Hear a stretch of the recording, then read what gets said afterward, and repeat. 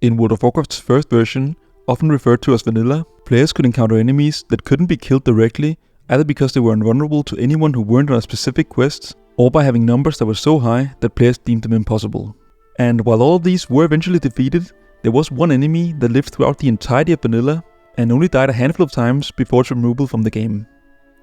This is the story of the Unkillable demon. When the Molten core raid had its loot table updated in early 2005, the second to last boss, Executus, was changed to always drop one of two items in addition to its previous loot. These were the hunter-specific Ancient Petrified Leaf and the Eye of Divinity for priests. Both of these started max-level questlines, with the leaf sending the hunter into the Felwood Zone, where the quest split up into 3 different parts. 2 of them had the hunter collect rare dragon sinew from high-level elites and bosses, and finally the hunter was sent on a challenge-type quest, which required them to track down 4 demons that were disguised in different parts of Azeroth. The quest was unique in that it had to be completed by the hunter without any help, and the quest giver even warned that if anyone else interfered, the demons would flee.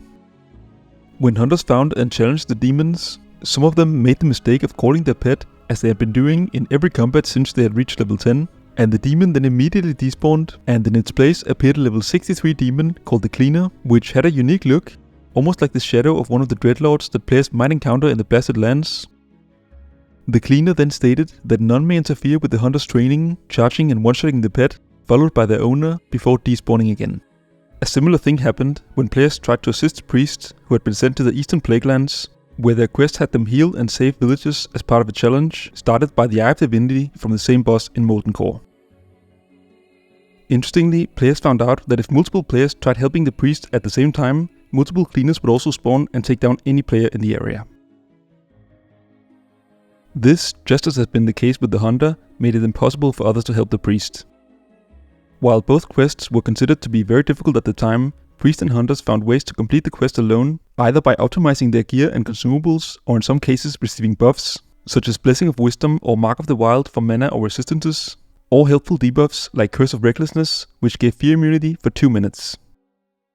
The important thing was that they got all of these debuffs before engaging the fights, in which case the Cleaner wouldn't appear.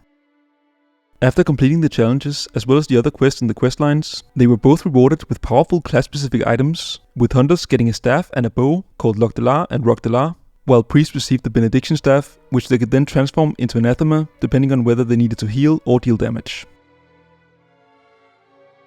What a lot of players don't know is that initially the bow and the staff worked in the same way as Benediction, where they only received the bow, which they could then transform into the staff and then back again if needed.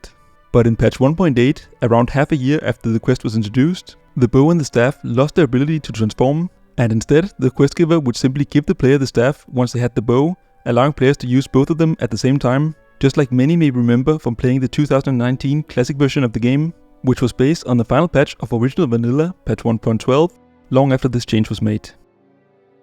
Towards the end of vanilla, when most endgame bosses had been defeated, players began taking interest in the demon that they had met previously while completing their class quests, and they started wondering if it would be possible to intentionally summon and then beat the Cleaner as a raid group.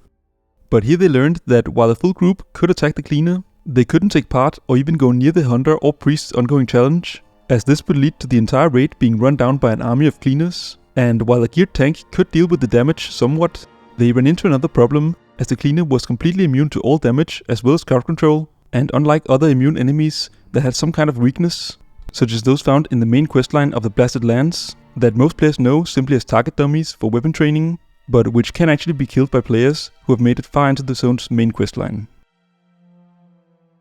The Cleaner was different in that nothing could remove his immunity, and he would keep on attacking until all of his targets were dead before despawning without a trace.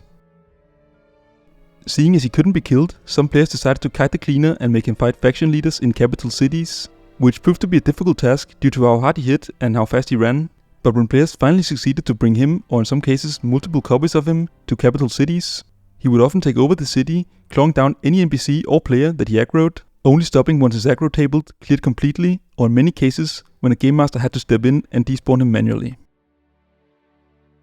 By the end of vanilla, nobody had found a way to kill the Cleaner, and this remained the case throughout the entire Burning Crusade expansion, although more players succeeded in kiting him, and in many cases multiple copies around the world, which had now become easier with higher levels, stronger spells, and better gear from the Outland zones.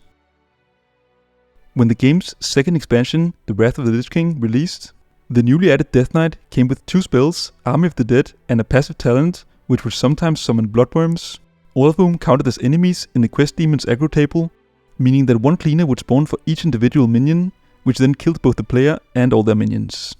As the minions lived for only a short period of time, it was possible for them to summon a cleaner just before expiring, and here players learned that if a cleaner didn't get the chance to log onto a target when he spawned, he wouldn't just despawn after killing the player and their minions, and instead he just stood around for a moment before he finally died, leaving only a few large, completely black stones on the ground. While the player was able to loot the corpse, it never dropped any money or items, and his corpse also despawned after a few minutes of the cleaner's death. When the old zones in Kalimdor and Eastern Kingdoms were remade with the release of the following expansion called the Cataclysm, the quests started by the Eye Divinity and the Ancient Petrified Leaf were removed from the game, and with them the cleaner, who had nearly gone undefeated throughout his 5 years on Azeroth.